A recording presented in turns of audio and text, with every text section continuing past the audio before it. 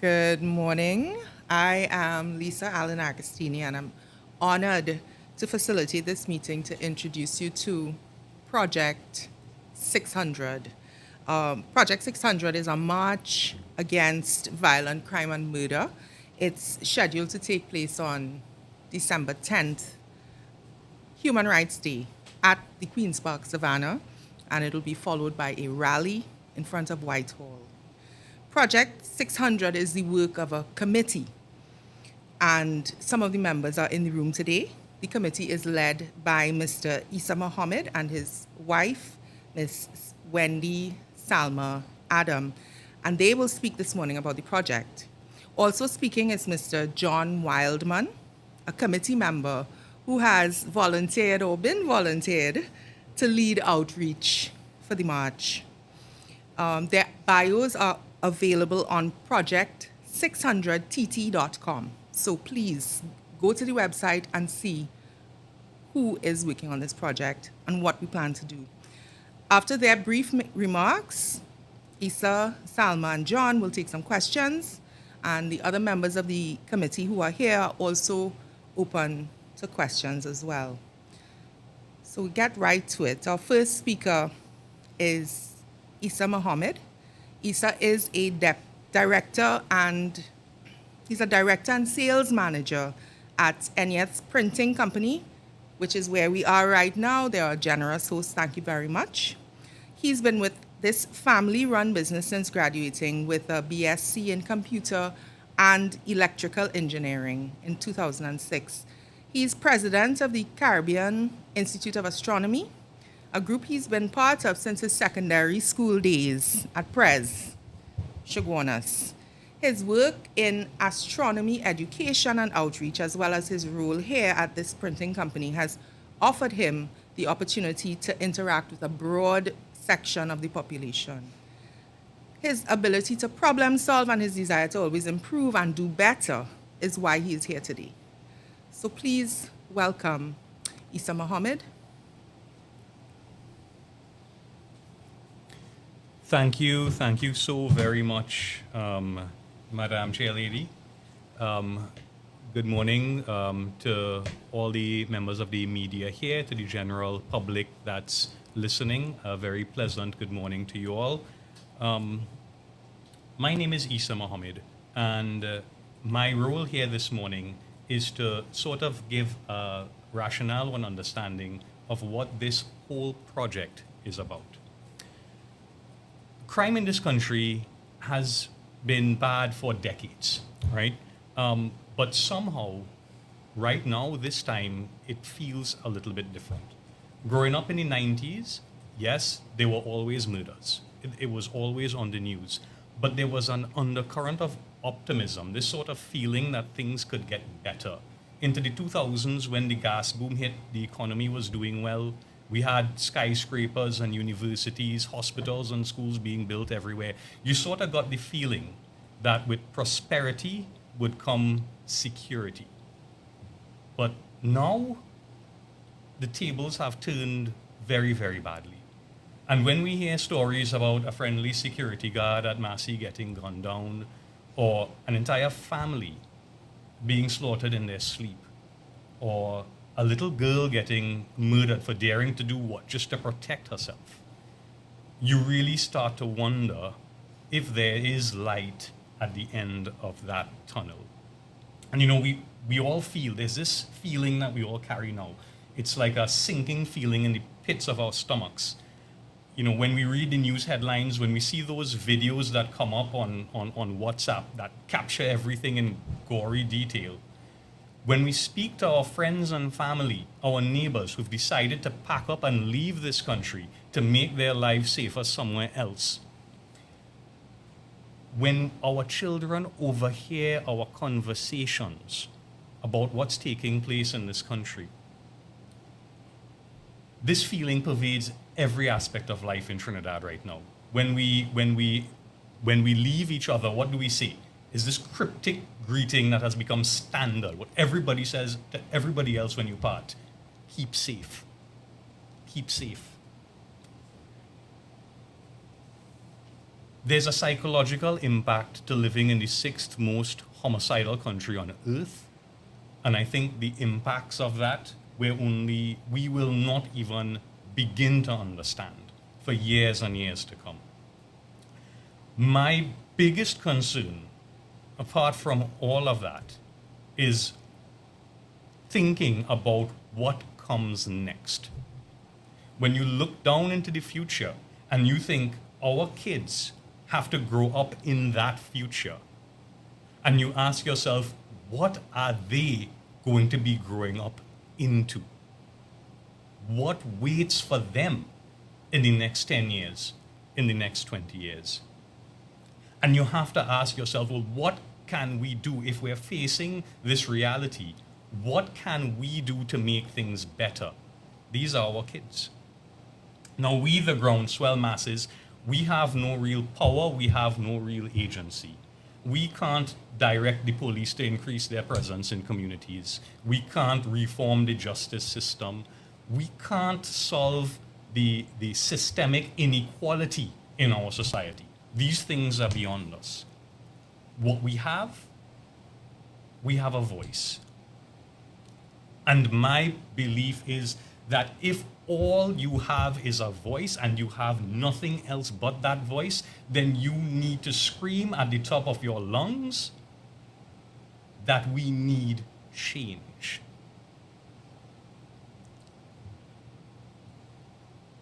So we have chosen to march. Myself, my family, my friends, this committed group of young people that we've put together, this talented bunch of people, we have decided that we need to march. Project 600 is a call for 600 volunteers to carry 600 flags around the Queen's Park Savannah. Each flag representing a citizen of Trinidad and Tobago who would have lost their life to homicide over the past year. The flags themselves are a representation of the blood that has been spilled in our country.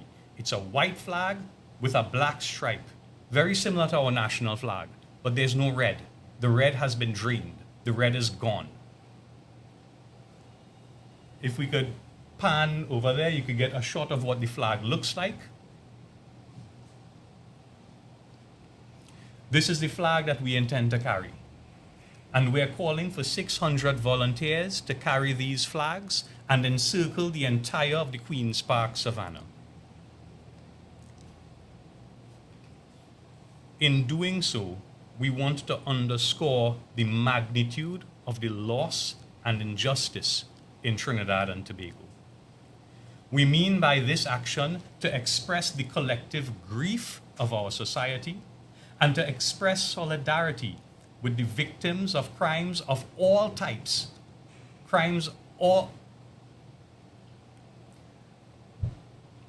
We mean by this action to express the collective grief of our society and to express our solidarity with the victims of all types, of all crimes all across our country.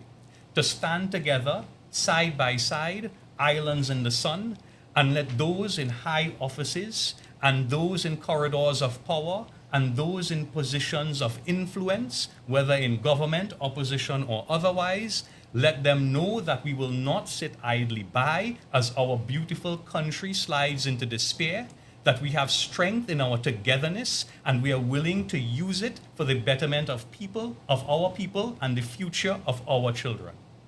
We are calling on all citizens of Trinidad and Tobago to join us at the Queen's Park Savannah on December 10th. Now, this is not a political action. We are not affiliated with any group or any cause.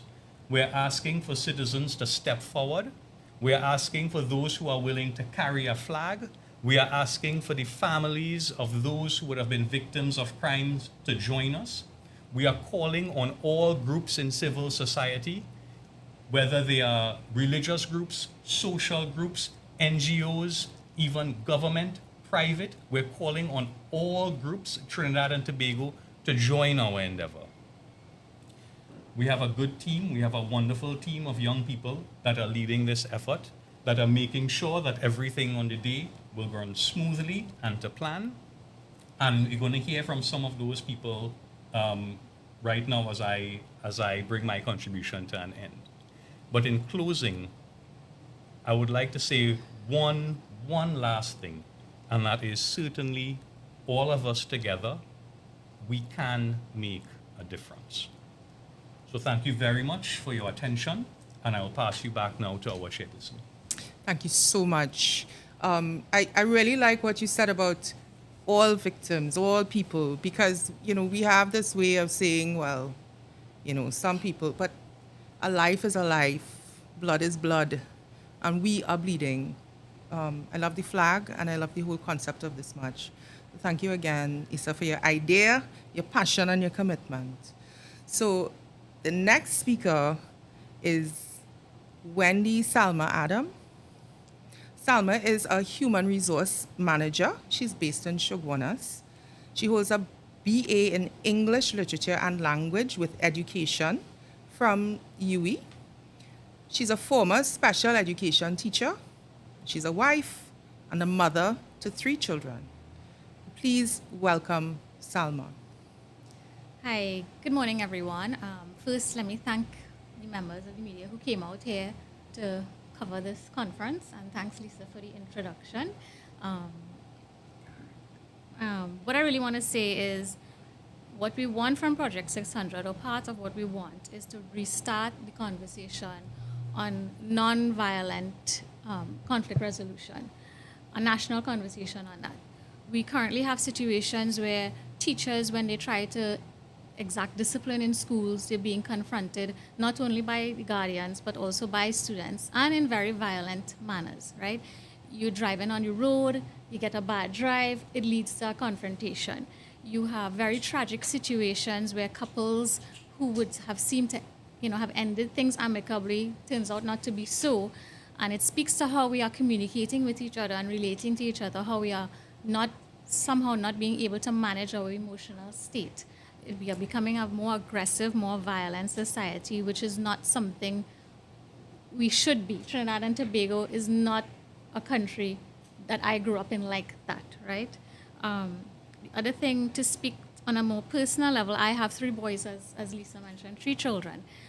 I am raising them, me and my husband are raising them to deal with their emotions in a healthy manner, to resolve their conflicts in a healthy manner. But that is not what is being reflected in society right now. And what is that saying about the village we are raising our children in? It's a village that raises children, but what are they to look to if what the village is showing them is more violence and more aggression, right? We are also seem to be losing the feeling that, or the knowledge that, look, people that are dying are people. They come with family. They come with a community. Persons being murdered, that's what they are. They're people first, persons first. My job is human resource. I deal with people, right? So to see these lives being lost, lives that belong to communities and people, it's not an easy thing to swallow. And I think because it's happening so regularly, we are becoming numb to that fact, and we need to wake up to the fact that blood is being spilled, lives are being lost, and it cannot continue this way. So the point of staging this march is really to say, Trinidad and Tobago, we cannot go on like this. We need to do better. We are losing our people, we are losing our community, even our very souls. So I really hope to see the support. I really hope people do come out, join the march, let your voices be heard. You do have power, you do have a voice, so use it, and use it to really make things better for the community and for the people. Thank you. Thanks, Lisa. Short and sweet. Thank you so much. Thank you so much. Salma, you raised some really good points there. The violence in our society is not just gun violence. It is everything from the way we engage with our children, and how the first thing is a hard slap. We have a lot in this society that tends towards violence and thoughtlessness, and we really need to step back and say, okay, how can we do this differently so that our country has we can begin to shift away from murder being the ultimate solution for any problem. That's just unsustainable. So thanks again. And finally, a few words from Mr. John Wildman. John is an electronic engineer and a maths tutor. He's a critical thinker, and he is a resident of CHAGUANAS. He's been there for about 30 years. So his goal is to make Trinidad and Tobago the envy of the Americas. He believes only with the coming together of the entire country as one entity that this dream can be achieved. And John will lead the outreach for Project 600. Please welcome John. Thank you very much, Lisa. The novelist Stephen King once said, "Hope is a dangerous thing. Hope can drive a man insane." And you know, just hoping that the crime situation gets better is really insane. Some people think because crime isn't affecting them at this time, that it's not their problem. It's like a hole in a sinking ship. The first-class passengers say, well, you know, it's not their problem, let the third-class passengers deal with it. But when the ship sinks, everybody goes down. Now, we are not taking that view of the first-class passengers. We are taking a stand to show our solidarity with the victims of crime, because this can't go on, and we don't know when our time will come. However, we can't do this alone. We need your help. We need the help of 600 people, 600 flag bearers, 600 families to come out and walk with us in solidarity around the Queen's Park Savannah, holding a flag and making a statement.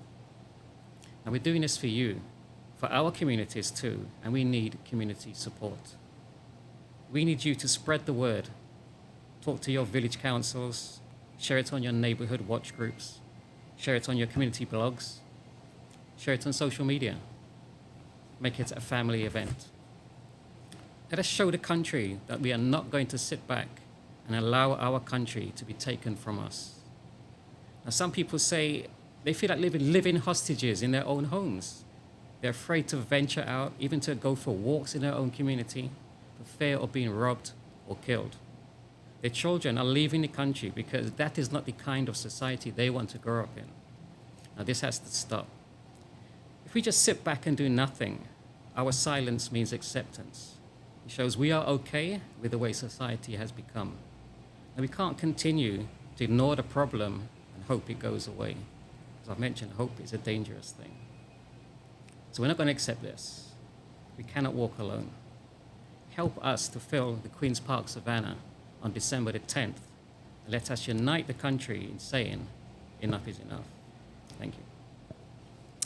Thank you so much. Thank you so much. And John, yeah, I mean, definitely, listen, Pan Beat, we on WhatsApp telling everybody, oh, look at Pan Beat. So can we share this with the same kind of passionate intensity? You know, the same way that we get the picture of some poor person brutalized or whatever, and we're happy to share it. Let's be happy to share this plan to actually start changing our country around. Right? So thanks very much, John. Before we just wrap up with some questions, I just want to point out our website is project600tt.com. Very simple, project600tt.com. It is live. And our Facebook page is live streaming as we speak. Please share the live, and thank you so much to 𝗏𝗏𝗰𝗵 Harry and AZP News for assisting us with streaming today. This is also going to be up on Instagram, X, TikTok, as soon as we get those up. But for right now, we are using the Facebook and the website. But look out for us on social media. Like, share, comment. Please, we need the traction to get those 600 volunteers, and we also want to fill up the Savannah. You know, we happy to come out and take a wine on Carnival. We happy to come out and lime and kick ball in the Savannah. Let's also be happy to come out and show the people who have been killed, their families, that they are not ignored, they're not forgotten, they're not just, you know, trash. These are our people. These are friends, neighbors, family. Even the one you don't like is still your fellow Trinidadian and Tobagonian, right? And we are here mourning this loss December the 10th at the Queen's Park, Savannah. We also have volunteer forms up on the website, and we have a donation button because, of course, everything costs money. When you're paying $1 for 2 dinner mints, you know that things are expensive in this country. So please be generous, donate to the cause. We look forward to having as many people as possible coming out. As I close, I just want to point out that as committee member Kirk Langton pointed out, December the 10th is Human Rights Day.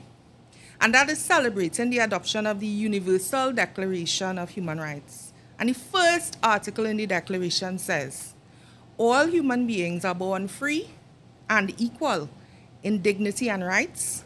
They are endowed with reason and conscience and should act towards one another in a spirit of brotherhood and, may I indeed say, sisterhood. And the third article says, everyone has the right to life, liberty, and security of person. I want to ask, has Trinidad and Tobago lost sight of those very basic human rights? And can we regain them? So I invite you all to join Project 600 and what we're trying to do to elevate this country right now in a moment when we are all grieving. So Project 600, thank you so much. Prior, do you have any questions? You name the project is Project 600, but the murder rate is now just about 500. Why just tell me why the name that came about to the Project 600. Thanks, Brian. It's an interesting question because the murder rate last year was approximately 600. And the murder rate this year may be a little bit higher, maybe a little bit lower, but most likely it's going to be approximately 600. And I want to make a point about that number 600. The mere fact that we have 600 or approximately 600 murders in this country in one calendar year in and of itself is a crime. There is no reality in which a country such as Trinidad and Tobago should have that many. And if I am to say that the murder rate in this country never crosses that 600 mark again, well, I would be the most happy person on earth. This 600 is the canary in the coal mine. It's a warning that things are not going right and that we as a people need to take stock and come together and tack and change course. So that 600 to me in my mind is a warning. It's something that I wish we never see again, though we had it perhaps last year. And I'm fixated on that number because let it be that be the highest the number ever gets. Back in the day, we were appalled when it was 90. We were appalled when it was 70 and 80 and 90. And now it's 600. Let's resolve that it never, ever, ever crosses 600 again. How many volunteers do you have already? 600. The notice is going out today. So as of today, I have me, I have my wife, I have those in the room. Prior, I hope I have you, will join us and carry a flag. No, but we're not delving into the numbers so much. I well and truly expect that we will get more than the 600, and I'm hoping that we will have much, much more than that at the Savannah on the day. Salma. You spoke about a non-violent approach. Is that very important in our society? Yes. Something I just thought of, it's my belief it takes more strength to face conflicts non-violently than it takes to pick up a gun or a weapon. That strength is lacking, that emotional intelligence is lacking. It is something that needs to be at the forefront to give people an alternative to violence, to resolving issues with aggression and violence. I think that is definitely an important part of it.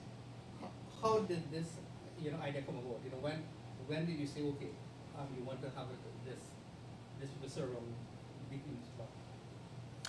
So, Thanks. What was the trigger of this? Yeah, thanks, Priya. So, I spoke a little bit earlier in my contribution about this feeling of dread that everybody has. And in speaking with friends and family, it seems to me everybody has similar feelings and similar stories to tell.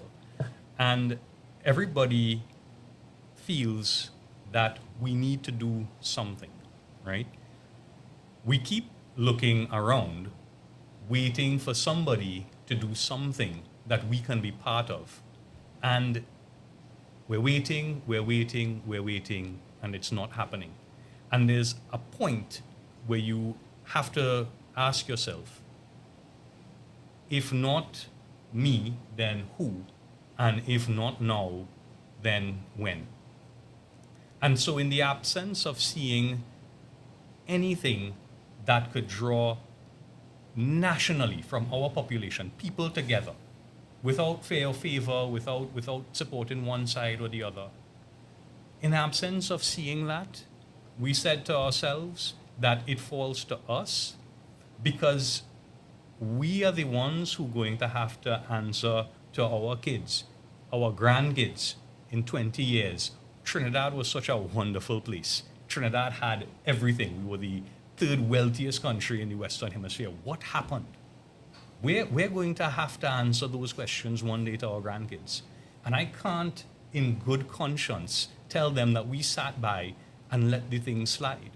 So it was a realization that I need to be able to look into the eyes of my unborn grandchildren without shame and say that when it was our turn, that we, with what little that we had, because we have little. We don't have the levels of power. We don't have the resources. But with what we have, that we were able to put our best foot forward and fight for their future. And so we decided it needed to happen. You said that you might be non-political. What about people who may want to be political and join? How do you deal with that?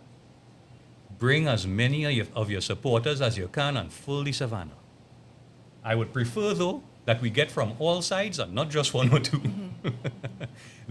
When I say it's not political, the organization is not political. And we are not going to be in support of any side or the other. We are not in support of any party. We are not in support of any cause. We want citizens of Trinidad and Tobago, regardless of political affiliation, regardless of class or social status. We want every citizen of Trinidad and Tobago to be part and to be welcome. You may be the Prime Minister of the country. We want you to join us in the Savannah to show solidarity with our fellow Trinbagonians who have suffered and who have lost over the years. Are you asking Prime Minister to join you? I am asking every citizen of Trinidad to join us, including the Prime Minister and his wife. I am asking the opposition leader. I am asking every single person in this country, every citizen of Trinidad and Tobago, regardless of status or standing. I'm asking not only the Prime Minister, I'm asking the homeless man on the street. I am asking the workers. I am asking the welders. I am asking the people who work in the oil industry. I'm asking the people who work in the taxi industry. I'm asking the people who hustle cotton candy on the side of the road. I'm asking to the people who are CEOs. I'm asking the chambers. I am asking the religious organizations. I am asking the pastors and the pundits and the imams. I'm asking every single person in Trinidad and Tobago. This affects everybody. It does not pick and choose. It doesn't want to know where you are, which house you come from, where you grew up in, who your father pitched marble with. Crime doesn't ask those questions. It comes for all. It comes for all of us. It comes for all of us. So I'm asking every citizen of Trinidad and Tobago, regardless. If you care, if you feel, if you want to express your pain and your grievance and your suffering and want to show your humanity with those who have suffered even more than you, to hold hands with us and join us on December 10th. At the end of the march, what do you want to achieve? I would love for Trinidad and Tobago to return to being the sweet, peaceful paradise that it once was.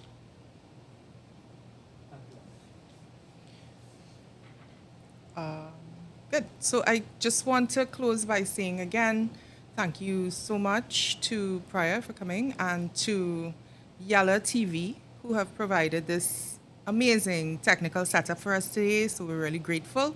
We're also grateful to 𝗟𝗲 TV for providing us with a high quality version of this recording of the press conference that we will be sharing to our social media and to our website, and so that people will be able to access it and check out more about what we want to say.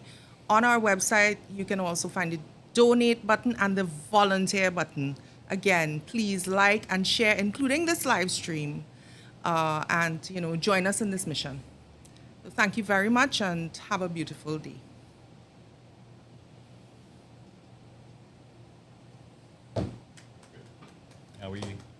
We're clear? Half an hour. Thank you.